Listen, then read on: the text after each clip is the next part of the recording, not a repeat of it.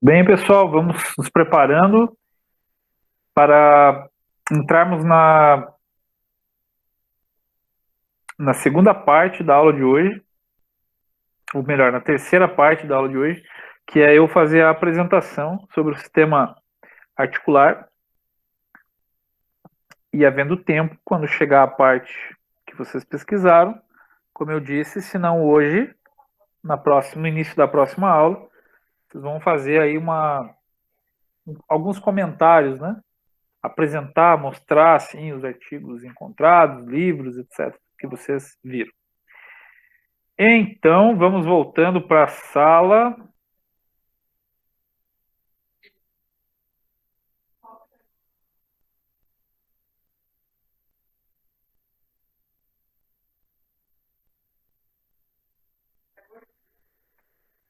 Então, mesmo que porventura vocês não tenham terminado, né, a busca e cada um comunicar o seu trabalho encontrado, retornem para a aula, por gentileza,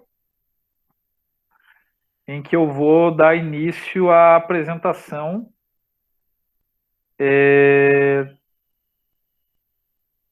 que eu elaborei, né?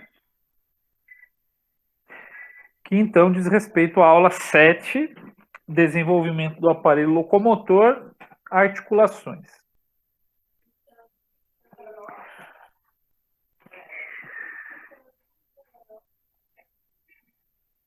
Alguém pode confirmar aí se já estão vendo a minha apresentação? Sim, professor. Sim, professor. Ok, muito obrigado pelo retorno, pronto retorno, senhores e senhoras digitais. Vamos lá, então, aumentar um pouco mais aqui a visualização. Então, o tecido articular, ele tem funções, né?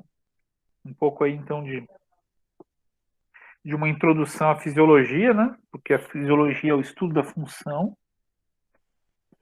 No caso, é fisiologia humana, né?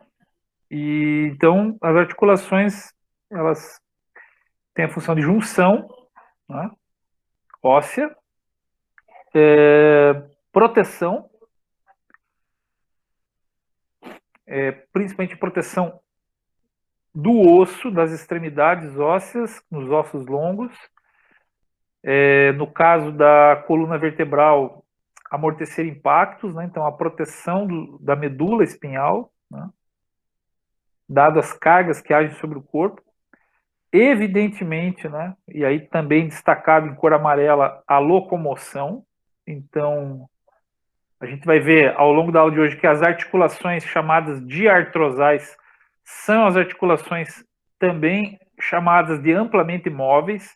São elas que possibilitam, então, o movimento rotatório do corpo, né? Então, o movimento rotatório das nossas articulações. Isso é de extrema valia e importância. E parte, né, da proteção, né, que é a absorção de impacto, não só em termos de proteção, mas em termos de mecânica do movimento, tá?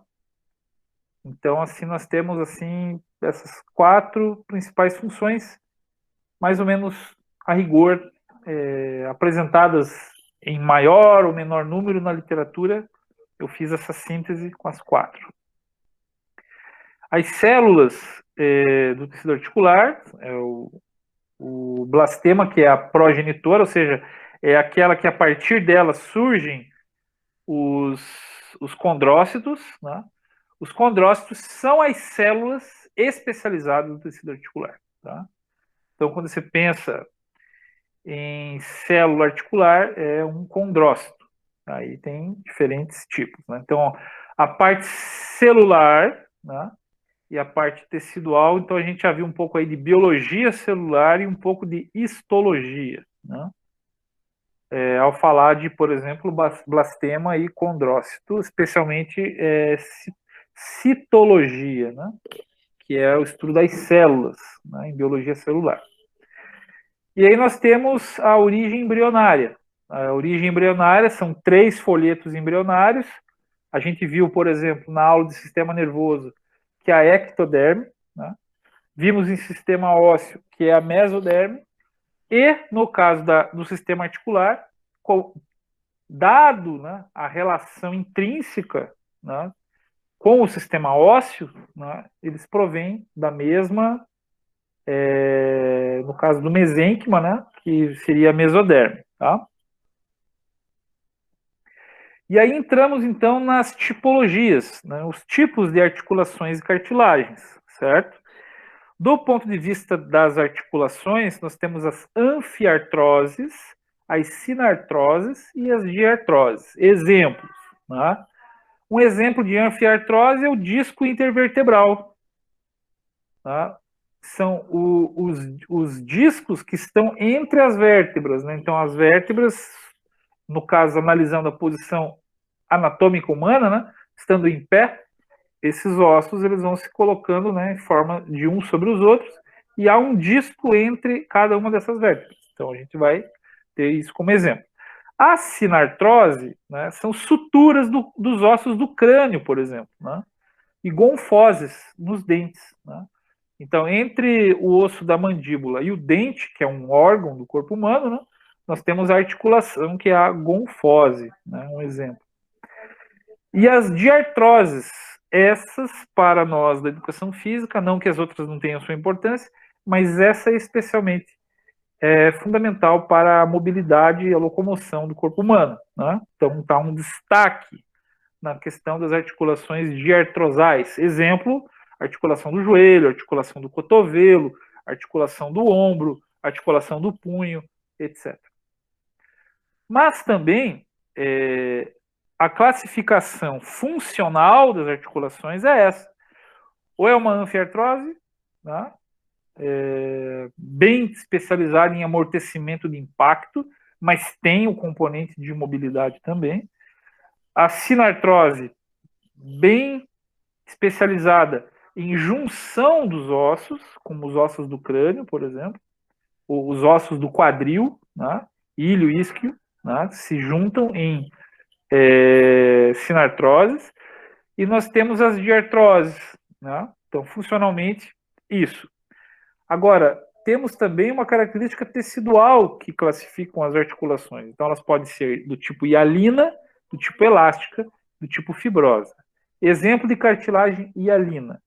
Na extremidade dos ossos longos, especialmente, nós temos aquele tecido cartilaginoso que recobre as extremidades dos ossos longos. Então, se eu pegar, por exemplo, aqui o osso do rádio no antebraço, né, na sua extremidade distal, ele tem uma cartilagem hialina, recobrindo, né, a extremidade do osso. E na extremidade proximal do osso rádio, também temos essa cartilagem hialina. Né.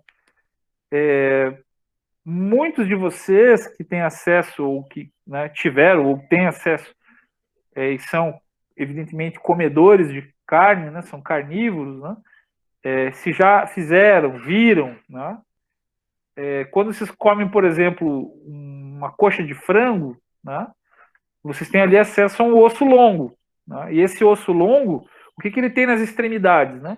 Cartilagem hialina. Tá? Então, essa cartilagem é importantíssima para mobilidade, tá? Para mobilidade articular, e também no mesmo disco epifisário, né,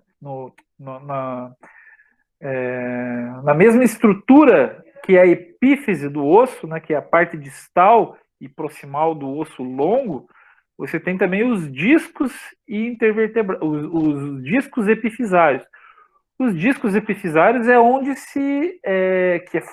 tem cartilagem hialina ali, a partir dali que se forma, né, que cresce o osso longo, né, como a gente viu na aula sobre ossos. Né? Então, a cartilagem hialina é fundamental. Tem cartilagem do tipo elástica, como é o que a gente tem aqui na orelha, né? Então, assim, ela tem uma elasticidade. Fazer isso, ó. Quem sabe fazer isso, triplo X, rapaz. Vamos lá. A cartilagem hialina, né, é uma cartilagem elástica. Desculpe, a cartilagem hialina não. A cartilagem da orelha, tá? Da orelha, é um exemplo de cartilagem elástica. ela é dobrável, né? Como vocês podem ver, e ela também tem um certo componente de elasticidade. Então é um elemento bastante plástico, por isso, né, que é chamada de elástica. E fibrosa, né? Então existem muitos tipos de estruturas cartilaginosas fibrosas. Um exemplo é o ligamento tibio-fibular. Então, entre o osso, né, da tíbia e da fíbula na perna, então, quando vocês apalpam a perna de vocês, então, entre o joelho e o tornozelo, né, a perna, vocês têm o osso da tíbia, que é o maior osso em termos de volume, né, e tamanho, e a fíbula, um pouco atrás. Entre esses dois ossos, você tem uma cartilagem do tipo fibrosa, que junta, né, um osso ao outro na perna. Inclusive, quem treina corrida, caminhada e corrida, nos primeiros dias, quando não está adaptado, muitas vezes a inflamação chamada de canelite, né, ela está associada, muitas vezes, a um processo inflamatório nessa cartilagem fibrosa. Claro que não é só essa a causa, né? Pode ser também a própria parte muscular, né? do músculo tibial, né? Que vem na frente da perna, dado o trabalho que é realizado nessa articulação para caminhar e correr. Então, pode inflamar essas estruturas e aí a dor chamada de canelite, né? Que pode ter diferentes causas, né? Origens e causas, mas uma das estruturas passíveis, né? de causar incômodo, dor, é justamente o exemplo dessa cartilagem fibrosa que junta tíbia e fíbula, tá? E também os discos intervertebrais, né? Aquilo que estava falando, né, de uma vértebra analisando a posição do corpo em pé, se coloca uma sobre a outra, entre elas um disco intervertebral. E vocês vão ver isso aqui em termos de imagem, né? As coisas que eu acabei de falar, algumas coisas, né? Então, por exemplo, a ideia de sinartrose, então, em termos de imagem, a junção, né, óssea com estruturas, guardem, né, com pouquíssimo movimento a partir do momento que amadurece, que desenvolve a articulação. Por quê? Porque lá no feto, né, o que mais tem é cartilagem do que osso, certo? Até porque o tipo de crescimento ósseo se dá por meio que é o intramembranoso, né? Que se dá por meio ou a partir do tecido cartilaginoso. Né? Então é muito interessante. No caso aí da sinartrose, dos ossos do crânio, um exemplo clássico, né? Quem já teve contato com um bebê recém-nascido, se apalpou a gente chama de vértex, que é o ponto mais alto da cabeça, né? Se apalpar o ponto mais alto da cabeça, vai ver que tem o quê? A chamada popularmente moleira, né? Que é um espaço entre os ossos muito facilmente apalpável. Por quê? Porque o que tem ali nos ossos do crânio, no recém-nascido, é menos. No recém-nascido já tem assim, uma proporção já mais bem distribuída do que é osso e do que é cartilagem. Mas no feto é muito mais espaço cartilaginoso do que osso. E o osso ele vai crescendo, vai calcificando, vai aumentando a matriz de cálcio, ossificando o osso a partir da articulação. Então é muito importante, né? Agora, alguém arrisca dizer por que a natureza selecionou essa característica da gente nascer com uma cabeça grande em relação ao tamanho do corpo e por que não sutura, né? Antes de nascer. Alguém arrisca dizer por quê? Parece óbvio, né? Mas eu estou fazendo uma pergunta aí. Alguém arrisca abrir o áudio e dizer por que, no caso da sinartrose, quando a gente vê o bebê recém-nascido, em vez de estar assim suturado, né, o osso no outro, tem um espaço grande que a gente chama de moleira, né? Por que será? Alguém arrisca? dizer alguma coisa? Fernanda? No momento do parto, os ossos do crânio se aproximam para passar pelo Vou fazer um som com a fala do Ivan. Deu um eco, é uma mixagem. Show de bola, Ivan. É isso mesmo. O Ivan foi preciso. Na mixagem e na fala, né? No momento do parto, é necessário, né, que tenha o quê? Movimentação do crânio do recém-nascido, né? Então, olha só como a natureza é muito sábia, né, em ter selecionado certas características desenvolvimentais para permitir que, né, nós criássemos um cérebro enorme, né, alojado dentro de uma caixa craniana, mas para o momento do parto precisa ter bastante cartilagem e menos osso para que possa nascer, né, o bebê, né, humano, né? Então é muito interessante. E aí, terminando a minha parte, né, da aula de hoje, que existem implicações do conhecimento, né, do crescimento e desenvolvimento articular, certo? É o crescimento físico, sim, acabei de dizer, né? Grande parte do crescimento ósseo se dá a partir do disco hipofisário e ele é uma estrutura articular, né? A detecção de talentos esportivos também. Por quê? Porque uma pessoa, por exemplo, muito flexível, que tem bastante amplitude de movimento, ela pode se sair muito bem em modalidades que requeiram isso, tipo ginástica artística, por exemplo, né? Um exímio jogador de golfe não precisa ser tão flexível, né? O super campeão Tiger Woods não é necessário ele ter uma flexibilidade que um ginasta artístico precisa ter, tá?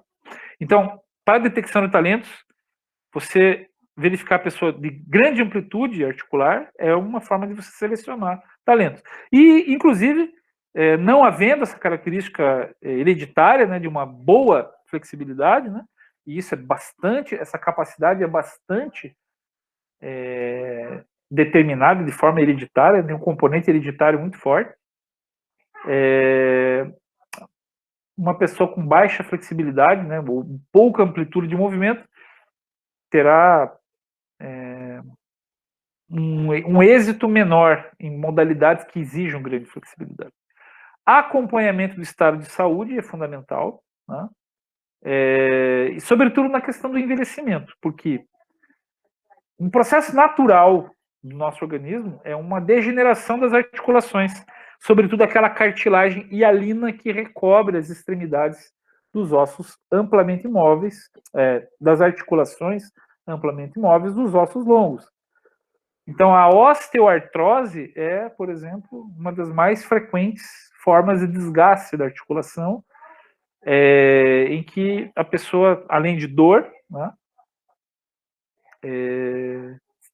sente a restrição do movimento, dado que a cartilagem vai se desgastando e vai tendo uma dificuldade de movimentação que não existia quando normalmente se é jovem, né?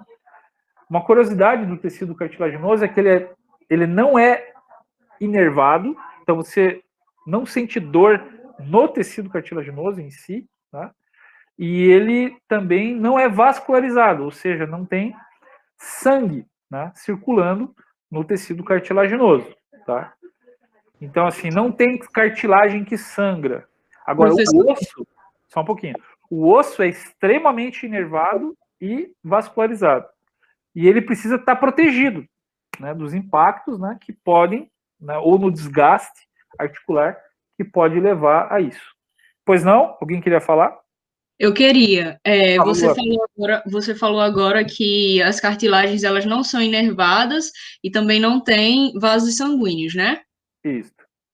Pronto. É porque eu sempre quis saber o que acontece com a orelha de lutador, sabe? Quando Muito fica a legal. orelha estourada. Porque eu sei que a história que eu sabia é que rompia algum vaso e aí a partir disso ficava tipo aquele inchaço assim, que inclusive drena com seringa e tudo. Aí agora eu fiquei sem entender direito como é que É bem tranquilo de entender, Luana. porque a cartilagem que nós temos no ouvido externo, né, na orelha, vamos chamar assim, ela é uma cartilagem do tipo elástica, e essa característica do tecido conjuntivo que compõe a orelha, ela em si, ela não sangra, e ela em si, ela não tem inervação, tá? É por isso que quando quebra a cartilagem da orelha, né, a gente tende a não sentir tanta dor na cartilagem. A gente sente dor mais a nível da pele, né? E a orelha tem vascularização? Tem, porque tem pele na orelha, né? Certo? E o sangramento que se dá, que você fala, não é do tecido cartilaginoso em si, mas sim do tecido epitelial, certo? Entendido, Luana? Entendi, sim. Obrigada, professor. E dado, Luana, bem interessante essa tua pergunta, e dado que você lembrou um exemplo muito legal da prática profissional, né, da educação física, dos esportes, que é essa especificidade dos judocas, né, dos praticantes de jiu-jitsu, né, essa deformidade da orelha, né, que se dá por uma ação mecânica, né, na maioria das vezes contato da orelha com o solo, né, no treino de solo, né, que a gente chama, né, e também do próprio corpo com o corpo do outro atleta e da vestimenta, né? Principalmente o kimono, né? Quando raspa, né? A orelha. Então, aí mostrando a plasticidade da cartilagem do tipo elástica que nós temos na orelha, né? Mas daí, com o processo de cicatrização, por conta do sangramento da pele, né? Por conta disso, se dá, então, o processo de cicatrização, e aí a orelha vai se conformando de uma forma plástica, a cartilagem, porque ela é plástica, ela é elástica, e de uma forma cicatrizada por conta da pele, certo? E vimos também na aula de ossos aspecto do nível maturacional, né? Porque o nível maturacional, até eu mostrei, vocês não estão vendo agora, né? Deixa eu voltar na apresentação. Então, o nível maturacional, como eu falei lá na aula de sistema ósseo, crescimento e desenvolvimento ósseo, né? Aquela radiografia de punho que eu dei o exemplo, né? Então, se você vê que a cartilagem ela se fecha, né, significa que é um indicador de maturação, né? Isso tem uma relação muito estreita com o osso e a articulação. Outro assunto interessantíssimo para o desenvolvimento motor, aprendizagem motor e controle motor é a ideia dos graus de liberdade, ou seja, a articulação do ombro, ela faz movimento de rotação externa e interna, abdução e adução do ombro, horizontal também, né, que pode ser flexão e extensão horizontal, e também extensão e flexão. Em 3 eixos e 3 planos de movimento. Então, é uma articulação amplamente móvel e que opera em 3 eixos e planos. Aqueles que vocês estão vendo lá em anatomia, tá? Já a articulação, por exemplo, do cotovelo, ela é em gínglimo, ela tem outro formato. Ela permite a flexão, a flexão, a extensão do cotovelo e uma parte do movimento de pronação e supinação. Então, ocorre no cotovelo 2 tipos de movimento, né, sobre a articulação do cotovelo, tá? Então, ombro, 3 eixos e planos, cotovelo, 2 eixos e planos. E o que isso quer dizer em termos de graus de liberdade, né? Que o ombro tem 3 graus de liberdade e o cotovelo tem 2 graus de liberdade. Agora, quantos graus de liberdade pode ter as articulações do corpo humano? Todas elas, né? Contando todos os discos intervertebrais, todos os ossos entre os ossos aqui do carpo, do metacarpo, das falanges dos dedos Então, nós temos muitos graus de liberdade em diferentes articulações do nosso corpo humano. Isso torna muito curioso como se dá o controle do movimento com tantos graus de liberdade existentes no corpo humano. Né? E a análise do movimento. Então, assim, eu quero verificar a qualidade do movimento, né? Se é um movimento que tem uma plástica, uma estética, né? A implicação do conhecimento sobre o tipo, fisiologia e crescimento e desenvolvimento das articulações é muito importante para a gente fazer análise tanto qualitativa, mas também quantitativa do movimento. E um exemplo clássico de avaliação quantitativa do movimento é o próprio grau de flexibilidade de uma articulação. Né? Quando se é criança, tende-se a ter muito mais grau de movimento na articulação. E quando se vai envelhecendo, via de regra, você vai diminuindo a amplitude do movimento. E isso é um fator muito importante no desenvolvimento do sistema articular. Já terminando, tá, gente? Porque já são 6h40. Vou deixar esse slide de um modelo, né, visual de uma articulação diartrosal ou amplamente imóvel, porque a gente tem que falar de um elemento muito importante que eu não falei ainda na aula de hoje, que é a articulação sinovial. Né?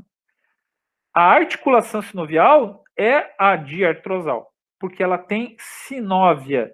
Sinóvia é o óleo, digamos assim, né, que existe dentro das nossas articulações. Tá?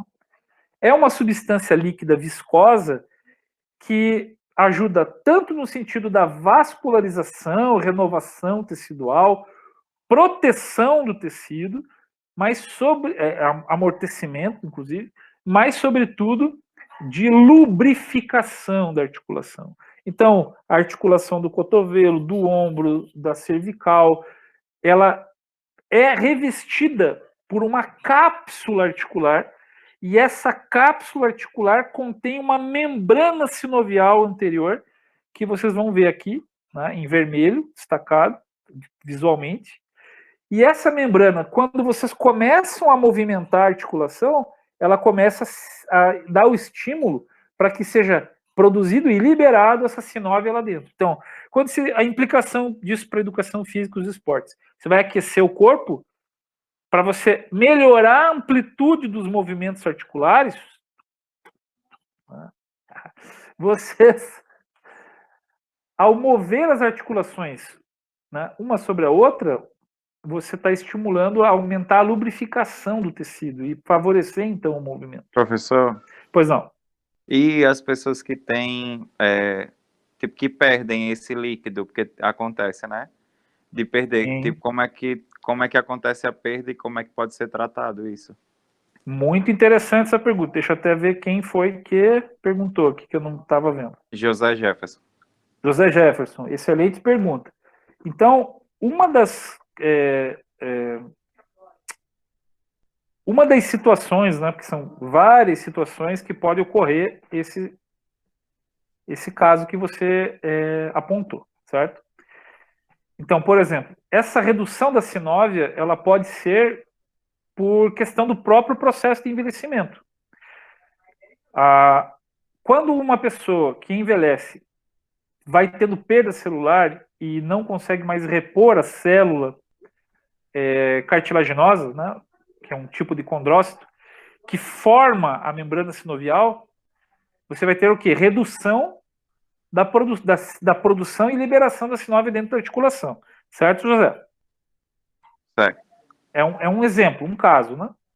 Que é o envelhecimento. O que fazer, né? Então, que procedimento pode ser feito? Né? Existe, né, procedimento, por exemplo, que é a infiltração, né? Que é uma injeção de um líquido, né, similar, sintético, né, similar ao líquido sinovial, que pode favorecer, por exemplo, a mobilidade da articulação. Isso é um tipo de procedimento que pode ser realizado, certo? Há procedimento também de transplante de tecido, né? De sinóvia, de membrana sinovial, de um tecido mais preservado e que, uma vez aceito no organismo, possa voltar a produzir. Então, existem diferentes causas, eu dei o exemplo do envelhecimento, e diferentes procedimentos de intervenção. Agora, eu falei de um procedimento cirúrgico, né? E de um procedimento invasivo, não necessariamente cirúrgico. Mas existem procedimentos comportamentais, como envolve o caso da educação física. Que, por exemplo, no caso do envelhecimento, se você mantém um nível alto de atividade física e mobilidade articular ao longo da vida, você está contribuindo para a manutenção e longevidade dessa estrutura sinovial, da membrana sinovial, e que posterga, né, sensações, por exemplo, de perda de mobilidade por conta da falta de sinóvio. Então, assim, além de uma cirurgia, de uma infiltração, tá, você tem o próprio hábito regular e continuado de atividade física que estimule alongamento e flexibilidade, que favorece, por exemplo, um processo longevo. Vire aí os praticantes de yoga, por exemplo, né? Ficou clara a explicação, José? Entendi. Eu tenho outra dúvida, mas já estourou o tempo, vou deixar para a próxima aula. Ok, beleza, gente. Eu também preciso sair. Foi um maior prazer novamente estar com vocês. No início da aula de quinta-feira, venham os grupos que formaram aqui e pesquisaram, prontos para eu provocá-los, tá bom? Eu vou dar as cartas de como vai funcionar no início da aula de quinta-feira, em que vocês vão apresentar esses textos que vocês encontraram e discutiram intragrupo, tá? Beleza? Um abração e até quinta-feira, gente. Tudo de bom para vocês.